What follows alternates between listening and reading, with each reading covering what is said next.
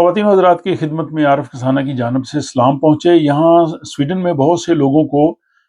Migration agency میگرخونس ورکت کی جانب سے لیٹر ملے ہیں کہ آپ کو جو مستقل ویزا ملا تھا پرماننٹ ریزیڈنس، وہ ہم سمجھتے ہیں کہ شاید اس میں کچھ غلط بنیادوں پہ آپ کو وہ ویزا ملا ہے، اس لیے ہم آپ کا کیس کھول رہے ہیں، ہم اس سب کو چیک کریں گے، اور اگر آپ کا یہ ویزا جو ہے وہ غلط بنیادوں پہ ہوا تو آپ کا ویزا منسوخ کر دیا جائے گا۔ یہ کئی لوگوں کو اس طرح کے خطوط آئے ہیں۔ آج کے ولاگ میں ہم اس حوالے سے تفصیل سے بات کریں گے، یہ کیوں خط آ رہے ہیں، اس کا مطلب کیا ہے، اور اگر کسی کو یہ خط ملا ہے یا آنے والے دنوں میں اگر کسی کو ڈاک کے ذریعے جو ہے وہ مائیگریشن ایجنسی سے خط ملتا ہے تو اس کو کیا کرنا چاہیے، اور اس کی مختلف صورتیں جو ہیں وہ کون کون سی ہیں، اور اس کے لیے آپ کے لیے بہترین مشورے جو ہیں وہ بھی آج کے اس ولاگ کا حصہ ہیں۔ تو یعنی آپ کو یہ خبر دے کے محض پریشان کرنا مقصود نہیں ہے، بلکہ آپ اس کی تیاری کر سکتے ہیں، اور آپ کی جو رہنمائی بھی اس ولاگ میں شامل ہے۔ تو مجھے کسی نے یہ لیٹر بھجوایا ہے جنہیں یہ خط جو ہے وہ میگرخون ورکت کی طرف سے ملا ہے، اور اس میں یہ کہا گیا ہے کہ آپ کا جو مستقل رہائشی ویزا ہے، اس کے حوالے سے ہم کیس کو جو ہے وہ کھول رہے ہیں، اس کو چیک کر رہے ہیں، کیونکہ مائیگریشن ایجنسی کو کچھ ایسی معلومات ملی ہیں کہ جن کی بنیاد پہ آپ کے کیس کا دوبارہ جائزہ لینا جو ہے وہ ضروری ہے۔ انہوں نے یہ لکھا کہ ابھی ہم نے کوئی فیصلہ نہیں کیا، یہ آپ کو اطلاع ہم صرف اس لیے دے رہے ہیں کہ ہم تحقیقات شروع کر رہے ہیں، آپ کی فائل کو ہم اوپن کر رہے ہیں، اور ابھی یہ طے نہیں ہوا کہ آپ کا جو پرماننٹ ریزیڈنس ہے وہ منسوخ ہوا ہے یا نہیں ہوا۔ اس کے بعد انہوں نے کہا جی کہ ایسا موقع آیا تو ہم آپ سے رابطہ کریں گے اور آپ کو اپنا موقف دینے کا پورا موقع ملے گا۔ آپ سے اگر ہم کو وضاحت چاہیں گے تو آپ اپنی وضاحت پوری دے سکیں گے۔ انہوں نے کہا جی کہ یہ جو لیٹر ہے یہ ملک بدری کا ڈیپوٹیشن کا لیٹر نہیں ہے، یہ صرف جو ہے وہ آپ کو بتایا جا رہا ہے کہ ہم نے آپ کا جو ہے وہ کیس اوپن کیا ہے، اور فی الحال آپ کو جو ہے وہ سرکاری وکیل نہیں دیا جا رہا کیونکہ ابھی اب ضرورت نہیں ہے۔ اگر ضرورت پڑی تو مائیگریشن ایجنسی جو ہے وہ آپ کو سرکاری وکیل دے سکتی ہے، آپ خود بھی جو ہے وہ وکیل کر سکتے ہیں، اور اس میں یہ لکھا ہے کہ ابھی آپ کو کچھ کرنے کی ضرورت نہیں ہے، یہ صرف آپ کے لیے ایک اطلاع ہے، آپ کو کوئی کارروائی نہیں کرنی، آپ کو انتظار کرنا ہے، اور جب آپ کی باری آئے گی یا ہمیں لگے گا کہ ہمیں آپ سے کچھ وضاحت چاہیے، جواب چاہیے، تو ہم آپ سے خود ہی رابطہ کریں گے۔ تو جن لوگوں کو یہ خط آیا ہے، یہ ہو سکتا ہے آئندہ آنے والے دنوں میں بھی جن لوگوں کے پاس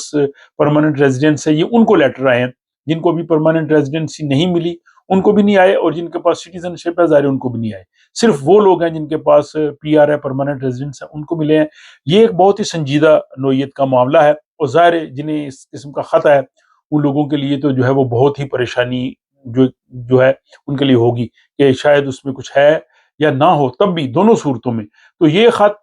اس بات کا اشارہ ہے کہ مائیگریشن ایجنسی جو ہے ان کو یا تو کچھ شک پڑا ہے، یا کسی نے ان کو معلومات دی ہیں، یا انہوں نے کسی طرح سے بھی چیک کیا ہے، تو وہ ڈاکومنٹس چیک کر سکتے ہیں، وہ تمام چیزیں چیک کر سکتے ہیں جن کی ان کو ضرورت ہو، اور اس میں وہ دیکھیں گے کہ آپ بھی اس حوالے سے اپنی تیاری جاری رکھیں کہ آپ دیکھیں کہ آپ کو کس بنیاد پہ پرماننٹ ریزیڈنس ملی تھی، یعنی یہاں اسائلم کی وجہ سے، کام کی وجہ سے، یا شادی کی وجہ سے، یا آپ اسٹڈی کے لیے آئے تھے، وہ تمام اپنی جو انفارمیشن ہے وہ آپ چیک کریں، اور اس میں پھر کوئی تبدیلی ہوئی ہے، اگر آپ زیادہ عرصے تک سویڈن سے باہر رہے ہیں، آپ نے ان کو بتایا نہیں ہے، یا اگر کسی جرم میں آپ کا نام آیا ہے، یا آپ نے کوئی غلط معلومات دی ہیں، یہ ساری چیزیں جو ہیں وہ آپ اپنے طور پہ دیکھیں، اور ساتھ ہی ہم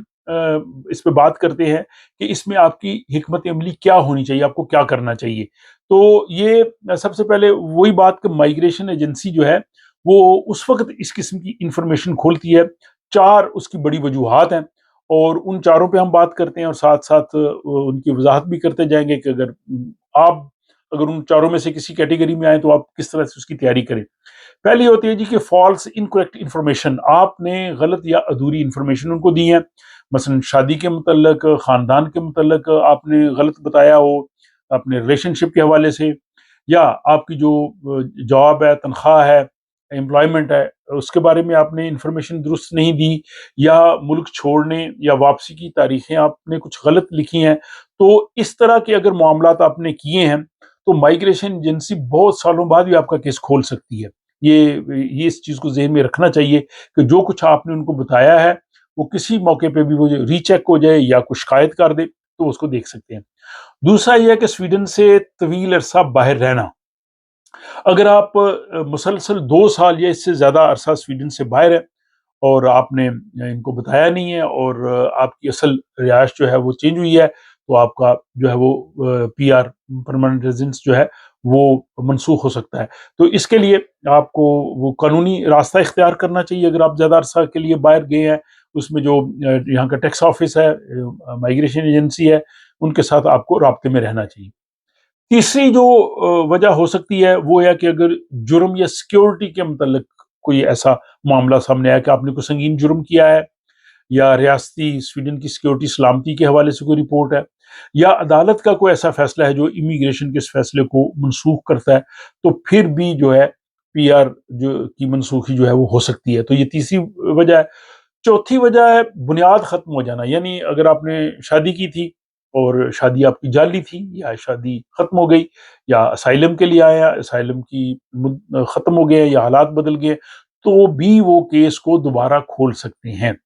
اب کرنا کیا ہوگا اسٹیپ بائی اسٹیپ؟ اگر آپ کے پاس اس قسم کا سوال نامہ آ جائے تو آپ سے وضاحت مانگی جائے تو آپ نے جو ٹو دی پوائنٹ آپ نے بات کرنی ہے، جو آپ سے پوچھا ہے اس کا آپ نے تحریری اور آپ نے درست جواب دینا ہے حقائق کے مطابق۔ اور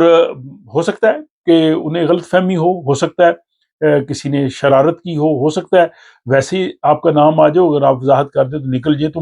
میرا خیال ہے کہ زیادہ تر کیسز میں ایسا ہی ہوگا، آپ لوگوں کو پریشان ہونے کی ضرورت نہیں ہے۔ اگر آپ ان کو جواب دے دیں گے، وضاحت کر دیں گے تو آپ کا کیس جو ہے وہ بند ہو جائے گا اور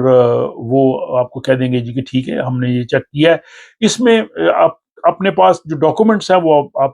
اپنے چیک کریں، اپنے پاس ہونے چاہیے۔ پرشون بویز ہے، اس کے بعد آپ کی جاب کا جو اگر آپ نے بتایا اس کا جو یہاں پہ لیٹر ہے انسٹیلنگ بویز، اور اس کے علاوہ ٹیکس ریٹرنز ہیں، اور اگر آپ کو سویڈن سے آنے جانے کا ریکارڈ ہے، یہ اور فیملی سچویشن، یہ ساری چیزیں جو آپ اپنے پاس رکھیں۔ لیکن جو بڑی غلطیاں جو آپ نے نہیں کرنی وہ یہ ہیں کہ اگر آپ سے انہوں نے آپ سے جواب مانگا ہے تو جواب دینے میں تاخیر نہ کریں، لیٹ نہ کریں۔ اگر وہ جواب پوچھیں، اگر ابھی تو یہ لیٹر آیا تو پھر آپ خاموش رہیں، لیکن آپ سے وہ جب کہیں کہ فلاں ڈیٹ تک ہمیں جواب دیں تو آپ نے ضرور دینا ہے۔ دوسرا، ایموشنل ہو کے نہیں جواب دینا، لاجیکل اور فیکٹس کے مطابق جواب دینا ہے، اور ادھورا جواب نہیں دینا، پورا جو وہ بتائیں اس چیز کو بتانا ہے اور ثبوت دینا ہے جو آپ بات کر رہے ہیں۔ اور کیا آپ کو وکیل کی ضرورت ہے؟ تو نارملی اگر وہ آپ کو کہیں عام سوال کریں تو آپ کو وکیل کی ضرورت ہو سکتا ہے نہ ہو، لیکن اگر آپ سمجھیں کہ اگر آپ چاہتے ہیں کہ کچھ معاملہ کمپلیکیٹڈ ہے تو پھر آپ وہ بھی آپ کو وکیل دے سکتے ہیں، لیکن آپ جو ہے وہ پرائیویٹ وکیل بھی کر سکتے ہیں، اس سے آپ زیادہ ڈسکشن کر سکتے ہیں اگر آپ کا کچھ معاملہ ہو۔ اور دوسری چیز یہ ہے کہ اس قسم کے اکثر جو کھاتے ہیں یہ ضروری نہیں کہ ان کی بنیاد پہ لوگوں کے خلاف فیصلہ ہو جائے، اس پہ آپ پریشان ہونے کی آپ کو ضرورت نہیں ہے۔ ممکن ہے ایک روٹین کے مطابق وہ انہوں نے ایسے کیا، اور اگر آپ اس کا جواب دے دیں گے تو آپ کا یہ معاملہ جو ہے وہ بالکل رفع دفع ہو جائے گا۔ تو اس میں آپ وہی اپنی چیزیں دوبارہ چیک کریں کہ آپ کو کس بنیاد پہ پی آر ملی تھی،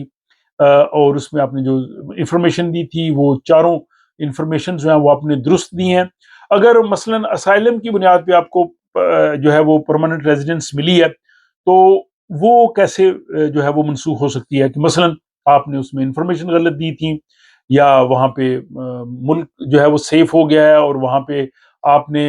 غلط کہانیاں ان کو بتائی ہیں یا کوئی سنگین جرم ہوا ہے، تو اس سب میں آپ نے اپنا دفاع جو ہے وہ بہتر طریقے سے کرنا ہے۔ آپ نے یہ بتانا ہے کہ میں جاب کر رہا ہوں، میری فیملی ہے، ہمیں سویڈش لینگویج آتی ہے، ہم یہاں پہ کام کرتے ہیں، بچے میرے اسکول جا رہے ہیں،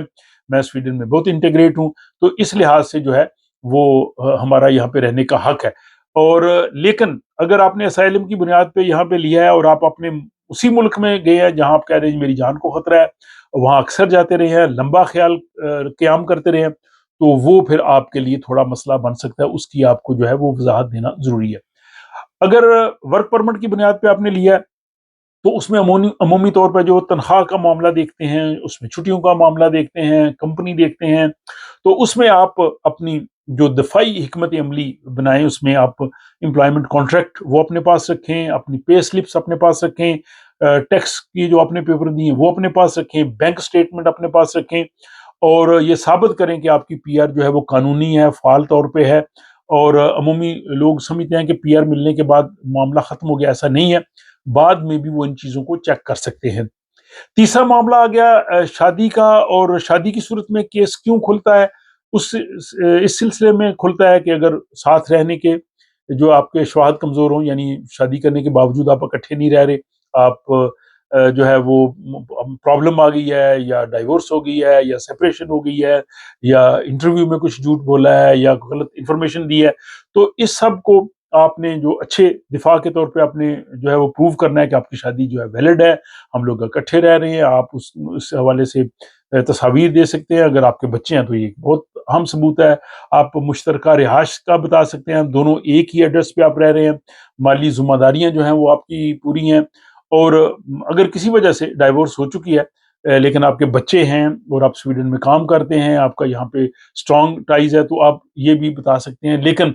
फॉर एग्जांपल अगर शादी की बुनियाद ही गलत है, या शादी जो है वो जालसाजी की बुनियाद पे हुई है, तो फिर खासा जो है वो मुश्किल हो जाएगा। इसके बाद कुछ और बुनियादें भी हो सकती हैं, जैसे इंसानी हमदर्दी, ह्यूमैनिटेरियन ग्राउंड्स या स्पेशल ग्राउंड्स। तो उस हवाले से भी अगर आपके पास ऐसी कुछ चीज़ें हैं, जैसे मेडिकल ग्राउंड्स की बुनियाद पे, इंसानी हमदर्दी की बुनियाद पे, या बाकी चीज़ें, तो वो भी आप अपने डिफेंस में वो चीज़ें दे सकते हैं, सूरत हाल और उनके सवाल के मुताबिक। तो आखिर में फिर वही मुख्तसरन के जवाब में ताख़ीर ना करें, जवाब वक्त पर दें, मुकम्मल सबूत के साथ दें, सीधी सादी ज़ुबान में दें, कोई गलती ना करें, इमोशनल ना हो। और अगर ये सारी आप चीज़ें करेंगे, तो मुझे यकीन है कि अगर आपको ये लेटर आया भी है, तो आपको परेशान नहीं होना चाहिए। तो अब आप जो अक्सर इस किस्म के व्लॉग्स देखते हैं, या बाज़ औक़ात परेशान होते हैं, मेरे ख़्याल आज के व्लॉग में जितनी इन्फॉर्मेशन और जितनी गाइडेंस आपको दी गई है, शायद वो बहुत माहिर वकील भी आपको जो ना दे, लेकिन वो देगा तो वो ज़ाहिर है आपसे अच्छी खासी फ़ीस बटोरेगा, और ये आपको बिल्कुल मुफ़्त रज़ाकाराना तौर पे आपकी खिदमत में ये तमाम तर मालूमात जो है वो फ़राहम की गई हैं। मुझे उम्मीद है कि आपके लिए ये फ़ायदेमंद होंगी। अगर आप समझते हैं कि आपके हल्काए असर में कोई ऐसे लोग हैं जिनको इस किस्म के लेटर्स आए हैं, जिनको आ सकते हैं, तो आप उनको जो है फॉरवर्ड कर सकते हैं। अपनी राय, अपना मशवरा कमेंट बॉक्स में ज़रूर लिखिएगा। दुआओं में मुझे याद रखिएगा। मुलाकात होती है आपसे अगले व्लॉग।